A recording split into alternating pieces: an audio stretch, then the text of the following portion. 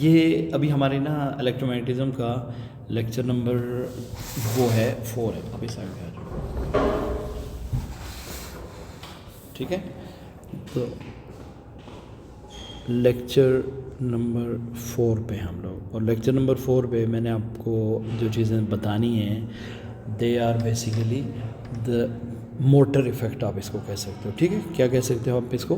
Motor effect. अब जो motor effect है एक्चुअली, तो हमारे पास जो मोटर इफ़ेक्ट है that is gone in lecture number 3। जैसे मैंने आपको ये बताया सारे का सारा कि हमारे पास जो रेक्टेंगुलर कॉइल होगी उसको हम जब किसी इलेक्ट्रिक फील्ड में मैग्नेटिक फील्ड में रखेंगे तो it would experience a force, और वो फोर्स बेसिकली उसको रोटेट करवाएगी। लेकिन वहाँ पे एक लिमिटेशन थी। दैट लिमिटेशन वाज कि मैंने आपको बताया था कि that coil was not suppose to rotate 360 degree. Coil आपकी यहाँ रोटेट करेगी, बजाय इसके वापस आने के इट विल रोटेट बैक, ठीक है। और इस बैक एंड फोर्थ रोटेशन से हमें ऐसा कोई मैकेनिकल एडवांटेज नहीं था, ठीक है। So to get that mechanical advantage we have actually developed that rectangular coil to a motor, simple, ठीक है। अब हमने इसमें किया गया, motor is basically a device which converts electrical energy to mechanical energy, ठीक है। Electrical energy to mechanical energy. So mechanical energy में आप फिर आगे इसको किसी भी फॉर्म में लेके जा सकते हो कि किसी भी फर्दर फॉर्म में आप इस एनर्जी को यूटिलाइज कर सकते हो। लेकिन मेन काम आपकी मोटर का क्या होता है? To use electrical energy as an input and convert it to mechanical energy as an output. तो that is basically the major function of a motor. अब इस मेजर फंक्शन के लिए हमें एक काम करना ज़रूरी था कि हमें कंटिन्यूस रोटेशन चाहिए थी, और रोटेशन के लिए हमने क्या किया कि along with the rectangular coil just one thing is added, कि अलॉन्ग द रेक्टेंगुलर कॉइल आपने एक ऐसा डिवाइस ऐड किया विच वॉज कॉल्ड कम्यूटेटर, ठीक है।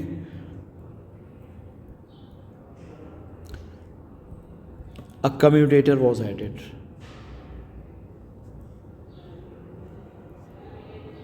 Commutator is added. अब कम्यूटेटर का फंक्शन क्या है? मैं पहले फंक्शन बता दूं, फिर इसका आपको सारी डिटेल्स बता देता हूँ कि कम्यूटेटर बेसिकली हमने यूज़ कैसे करना है। इट कन्वर्ट्स और इट कंटिन्यूस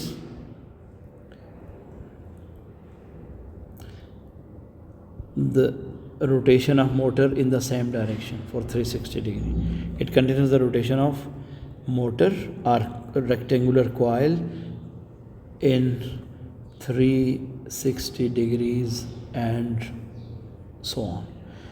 प्रॉब्लम क्या है? ये करता कैसे है सारे का सारा? इट इज़ बेसिकली इसका जो स्ट्रक्चर है, स्ट्रक्चर ऑफ अ मोटर, उसके अंदर मैं इसको ऐड करके आपको समझा देता हूँ, ठीक है। स्ट्रक्चर ऑफ अ मोटर में हमारे पास क्या चीज़ आ जाती है? Mainly there is a rectangular coil and along with the rectangular coil I told you कि we will have some sort of concave magnets, ठीक है। और रेक्टेंगुलर कॉइल को हमने अटैच करना है किसके साथ? With a split ring commutator. This is the main thing. इसका मेन नाम क्या है? It is a split ring commutator, right. तो ये तो आप लोगों को कल मैंने बता दिया था कि basically this is a magnet, concave magnet है which is having north pole on that side, और this can be another magnet with south on that side, ठीक है। और इसके बीच में हमने कॉइल रखा हुआ। अब this coil would have a pivot in between, और लेट्स से ये हमारे पास इसका पिवट हो गया, ठीक हो गया, and that is free to rotate about this point and free to rotate about this point. Usually ये एक सिंगल कॉइल है। हम जब प्रैक्टिकली मोटर बनाते हैं तो there is not a single coil, उसमें मल्टीपल कॉइल्स होती हैं and that is bound on this shaft, iron shaft होता है जिसको हम लोग as a soft iron core use करते हैं। सो अब इसके बाद ये जो आपकी कॉइल होगी ना, मैं इसको थोड़ा सा प्रोलॉन्ग कर देता हूँ। यहाँ पे आपके पास लगेंगे commutator. The commutator is nothing but a split ring. ये देखो मैंने एक रिंग को स्प्लिट कर दिया इंटू 2 पार्ट्स। ये पूरा रिंग नहीं है, देयर इज स्पेस बिटवीन। ये देख रहे हो, यहाँ पे आपका स्पेस है, ठीक है। और इस स्पेस की वजह से ये क्या करता है, basically that commutator basically makes the current to be, that makes it possible कि करंट आपका क्या होगा, रिवर्स होगा। ये कॉइल यहाँ पे कनेक्ट होगी, ये वाली कॉइल यहाँ पे कनेक्ट होगी, ठीक है। अब कॉइल को हमने एक अटैचमेंट के लिए एक साइड पे सपोर्ट देनी है, and that is your carbon brushes, ठीक है। कार्बन ब्रशेस आपने इसके साथ लगा दिए, and you have attach a carbon brush on that side as well. ये स्प्रिंग है, and now you can use a battery, ठीक है, और दैट्स इट। ये आपकी मोटर का कंप्लीट डिज़ाइन हो गया, ठीक है। ये जो सारा पोर्शन है, ये जो मैंने यहाँ पे ड्रॉ किया हुआ है, दिस वन में थोड़ा सा इसको कोशिश करता हूँ कि 3D में तुम्हें समझाने की कोशिश करता हूँ। बेसिकली ये एक स्प्लिट रिंग है, और स्प्लिट रिंग दिखने में ऐसे लगता है कि एक रिंग को हमने क्या कर दिया हुआ है, तोड़ा हुआ है इंटू 2 पार्ट्स, ठीक है। ये बात क्लियर है, स्प्लिट है। बेसिकली ये रिंग था एक, या आपने इसको क्या कर दिया हुआ है, ब्रेक कर दिया हुआ है, ठीक है। यहाँ से आपने इसको यूं करके ब्रेक कर दिया, मतलब स्प्लिट कर दिया। ये देखो, that's it, this a split ring. तो सादा काम है, ये बहुत सिंपल काम है। ये देखो, अब if I will connect a carbon brush here this way, एक कार्बन ब्रश मैंने यहाँ अटैच कर दिया, ठीक है। तो this split ring will rotate along with the coil, और carbon brush will remain static. ये आपके पास एक स्टैटिक मैकेनिज्म है, कार्बन ब्रश आपका मूव नहीं करेगा, carbon brush will remain stable, ठीक है। और that will be basically attach with the spring, और स्प्रिंग इसको थोड़ा सा पुश करके रखता है इसके साथ, कार्बन ब्रश इसके साथ, रिंग के साथ, ताकि ये टच रहे। और when this rotates in this way, so there is a contact between rotational and static mechanism. ये रोटेशनल है और ये आपका स्टैटिक है, दिस वन। स्टैटिक का मतलब क्या है, that will be at rest. तो आपकी कॉइल घूमेगी, फॉर एग्जांपल कॉइल में हम लोग देख लेते हैं, if I trace the current over here, आपका करंट पॉजिटिव टर्मिनल से स्टार्ट होगा। Let's say this is your carbon brush X, this is your carbon brush Y, this is your split ring S1, this is your split ring S2। तो होगा क्या, देखो, let's say मैं इसको थोड़ा सा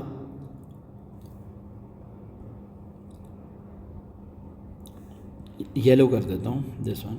जब का ना येलो वाला जो कार्बन ब्रश है, सॉरी स्प्लिट रिंग है, that is connected to Y, और रेड वाला आपके पास किसके साथ कनेक्टेड है, X के साथ। अब कॉइल रोटेट करवाते हैं। जब आपकी कॉइल रोटेट होगी, कल मैंने समझाया था कि व्हेन कॉइल रोटेट्स, तो there will be current on that. Current आपका कार्बन ब्रश X से S1 में इंटर होगा, S1 से कॉइल में इंटर होगा, लाइक दिस, ठीक है। यहाँ पे चला गया current. Now this current will be flowing throughout. आपके पास अगर मैं करंट को एरोज के थ्रू शो करूँ, तो ये आपके पास करंट जा रहा है, ये आपका करंट जा रहा है, ये आपका करंट जा रहा है, इज इट। ये सारा करंट के एरोज हैं।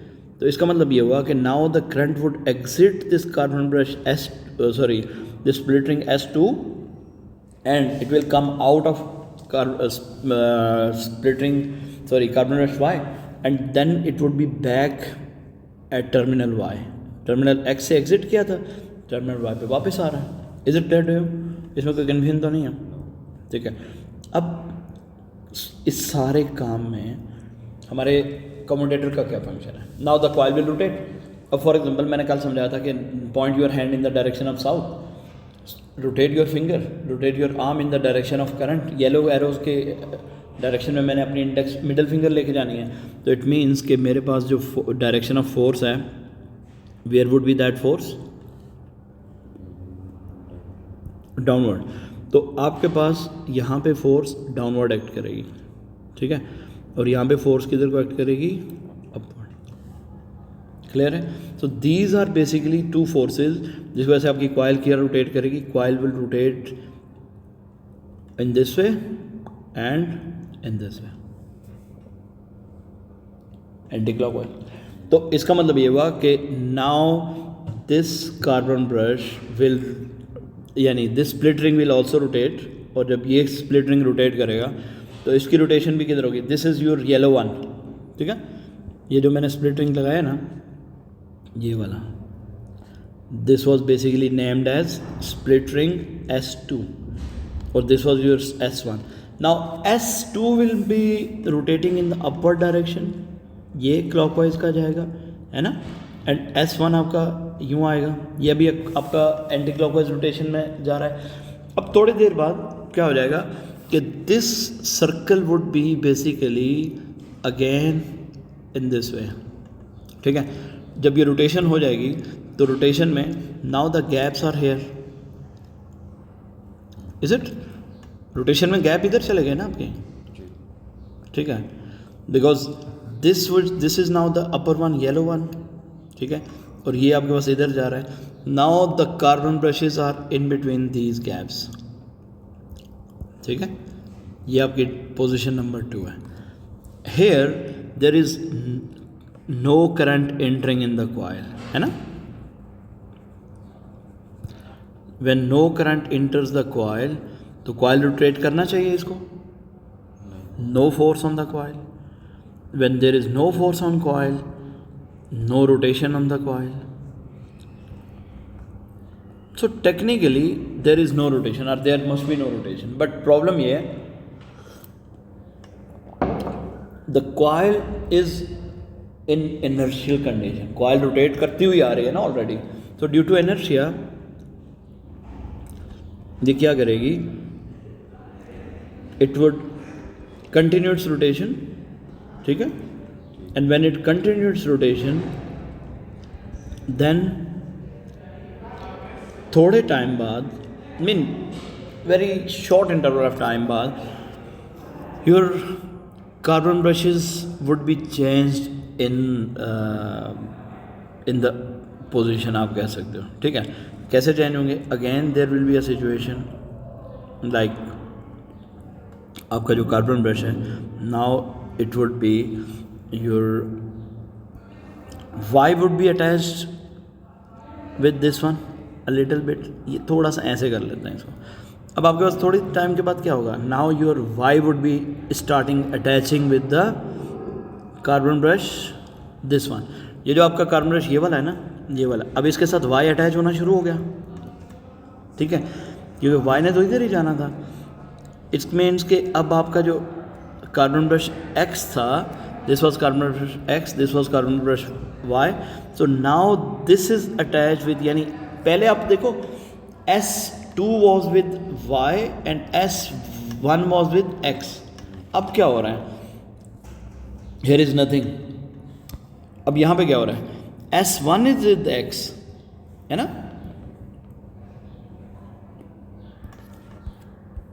Sorry S2 is with X, ये S2 था आपका, ये आपके पास X पे आ गया, और व्हाट अबाउट दिस वन, आपका जो S1 है वो चला गया किसके ऊपर? Y पे, अगेन करंट स्टार्ट हो गया। This is very interesting. आपका करंट ज़ीरो था ना, यहाँ पे करंट क्या था? Here the current was zero, ठीक है, here the current was maximum.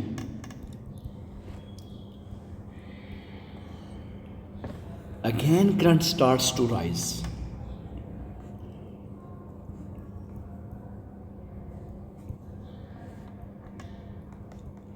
तो इसका मतलब ये हुआ कि अगर मैं मोटर का बिहेवियर बताऊं तो current decreases then increases then decreases then increases and so on, ठीक है, ऐसे ही बनेगा ना करंट का ग्राफ। तो आपके पास इनिशियली वंस यू थिंक के आपकी जो मोटर है दैट मोटर, हाँ एसी है मोटर डीसी है, करंट ज़ीरो से नहीं जा रहा। देखो this is basically it's initial position ना, initial position,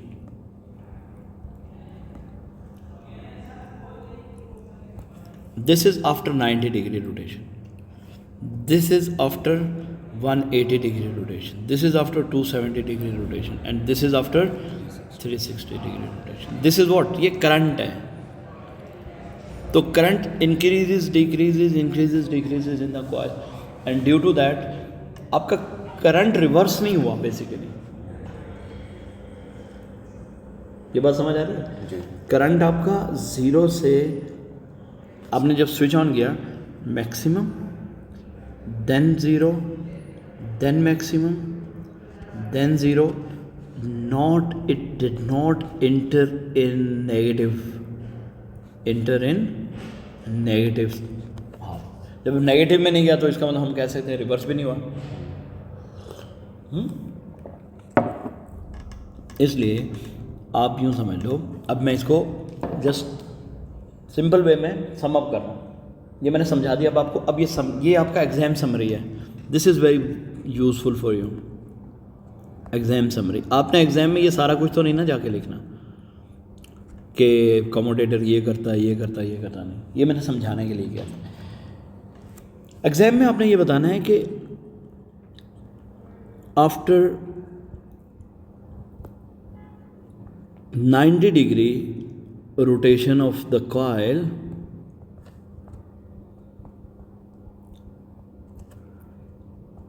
the current in the coil becomes zero, because the carbon brushes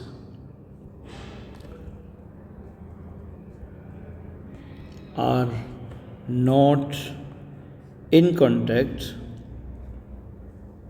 with what? With coil, are split rings. ठीक है, split rings. ये बात लाजमी याद रखनी है. ठीक है. So as the current reverses, as the current starts to increase again,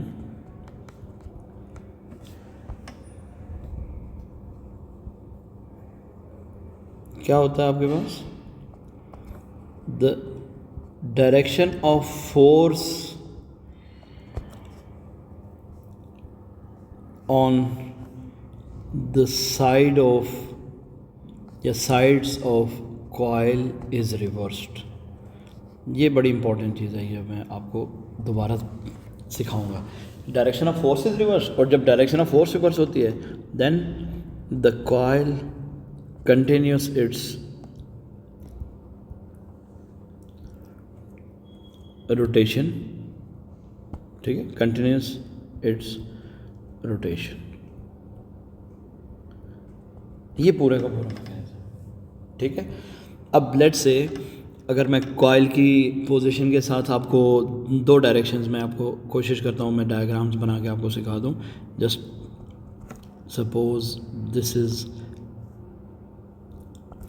the position of split rings.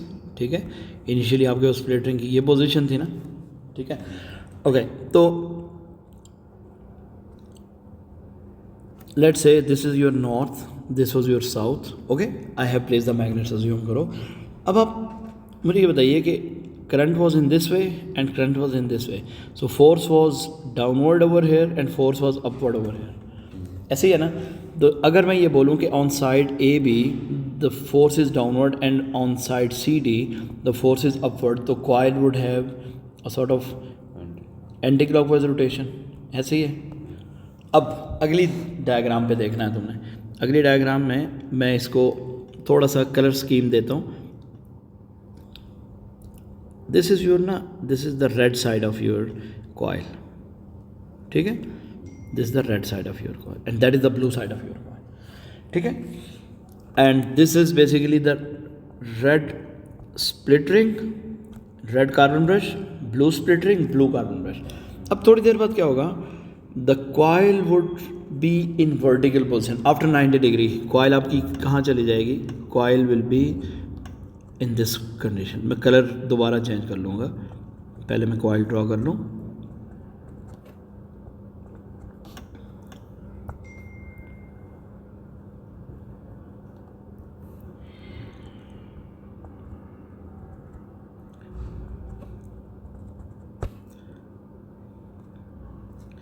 ये अब लेट से ये कोई कॉयल बहुत ज़्यादा सिमेट्रिक कॉयल नहीं है, लेकिन ओके सपोज ये वाली लाइन थोड़ी सी हमारी नॉन सिमेट्रिक है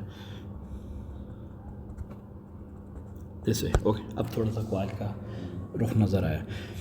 अब देखो जब ये ऐसे रोटेट करेगी तो आपके पास after 90 degree this red split ring, ये भी डाउन चला जाएगा, ऐसे ही है ना? ये भी आपका डाउन होगा, रेड साइड भी डाउन होगी आफ्टर सम टाइम, यानी 90 डिग्री रोटेशन के बाद। And that blue side will be now at the top. Blue split ring भी ऊपर है, लेकिन कार्बन ब्रशेज अपनी अपनी जगह पे हैं। The blue carbon brushes over here and red carbon brushes over there, दूसरी साइड पे है, ठीक है? ये आपका ब्लू कार्बन ब्रश है and here is the red carbon brush, no force at all.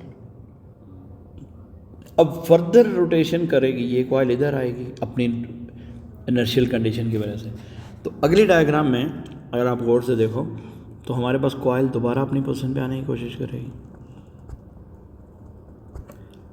But थोड़ा सा यहाँ पे हमारे पास अब रेड साइड किधर चली जाएगी? ये देखो ये ऊपर यहाँ पे आ गई, ठीक है? और ब्लू आपकी कहाँ चली गई? Blue is on that side, सही है? याद रखना, इसका मतलब रेड वॉज ए बी, तो this was your A B right here and this was your C D, ठीक है? अब आपकी ए बी कहाँ पे है? A B is over here, ठीक है? A B is on that side and C D is on that side. अब जो रेड वाला आपके पास स्प्लिट रिंग है वो भी इसी के साथ है, बट ब्लू वाला स्प्लिट रिंग तो अपनी ब्लू कॉइल के साथ है, सही है?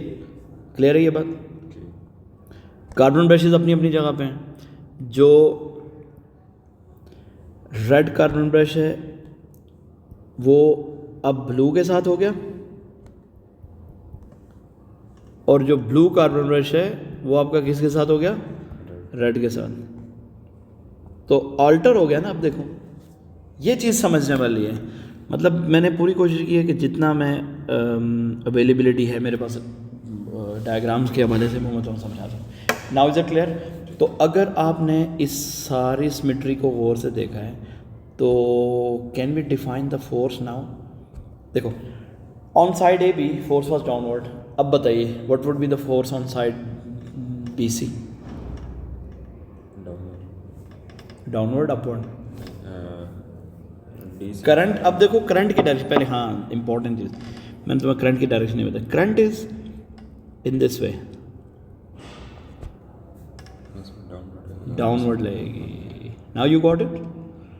इसमें करंट आपका ये आ रहा है and the force will be upward. It means whatever the side is near the south pole it would experience an upward force, and whatever the side is near the north pole it would experience a downward force.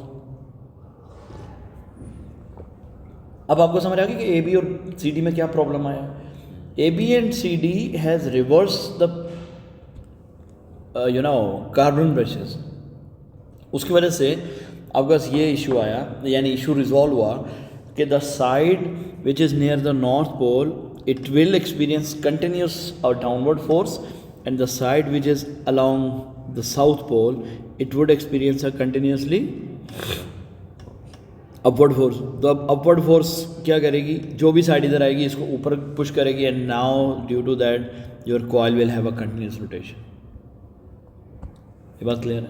This is basically the function of your carbon pressure carbon motor. अब motor में कल हम लोगों ने सारी बातें बोली थी कि मोटर इफेक्ट्स ये हैं कि you can increase the speed of motor, increase the motor speed by which factors. Yes, आप मोटर स्पीड कैसे बढ़ा सकते हो? Decreasing resistance. पहली बात इंक्रीज करंट, बड़ी बैटरी लगा दो. Secondly more turns of coil कर दो. तीसरी बात एरिया ऑफ द कॉइल बढ़ा दो. Okay, increase area of coil. चौथी बात यूज स्ट्रॉन्ग मैग्नेट्स. और पांचवी बात use a soft iron core. ठीक है, इससे आपके पास क्या होगा, मोटर की रोटेशन स्पीड बढ़ेगी. कोई कन्फ्यूजन इसमें? Clear everything? गुड. अब मोटर की डायरेक्शन को रिवर्स करने के लिए क्या क्या पॉसिबिलिटीज़ हैं? Direction of rotation is reversed. How? Yes, सबसे बेस्ट ऑप्शन ये होता है. आपने देखा होगा बहुत सारी ड्रिल मशीन्स आती हैं जो फॉरवर्ड भी चलती हैं, रिवर्स भी चलती हैं. तो बेसिकली हमारे पास एक ही उसमें बटन होता है, वो उसमें क्या करता है, उसमें टर्मिनल रिवर्स कर देता है. ठीक है, so terminals of the battery are reversed. Terminals of battery are reversed. ठीक है, आर इसलिए लिख रहा हूँ कि you can do anything, you can do one thing at a time.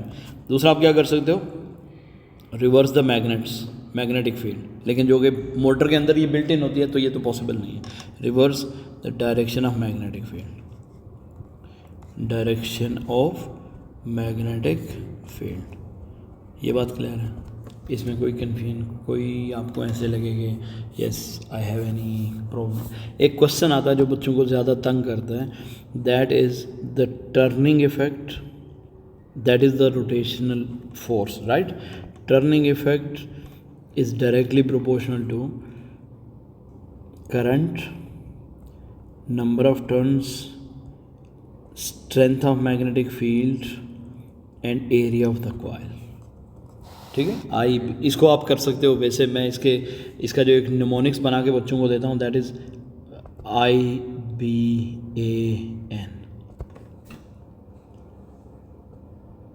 ठीक है, increase the number of turns, increase the magnetic field strength, increase the area, increase the number of turns. आपके टर्निंग इफेक्ट्स बढ़ जाएंगे. For example you are multiplying it by 2, turning effect will be 2t. If we are increasing this by 2, it would become 2t and so on.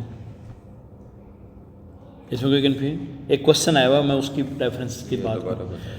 देखो आपके पास एक motor है, in that motor there is a current of let's say 3 ampere is the current in that one. ठीक है, and in that one number of turns are let's say 4 and in the magnetic field is B. ठीक है, ये magnetic field का unit Tesla होता है. And area of the coil is A. Keeping these two constants, this is your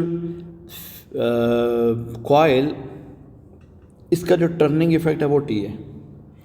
Now there is another coil.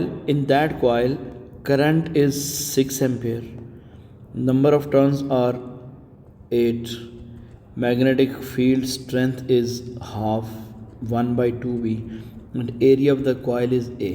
So what would be the turning effect? ये question है. आपने देखो current is multiplied by 2, मैं इसको I2 कह देता हूँ, इसको I1 कह देता हूँ. I2 is equals to 2 times I1. ठीक है, तो इसका मतलब टॉर्क 1 या turning effect turning effect 2 will be 2 times of T1 due to current only. ठीक हो गया? इस पे आइए, number of turns on the second coil or number of turns on the second motor is 2 times number of turns on the first one.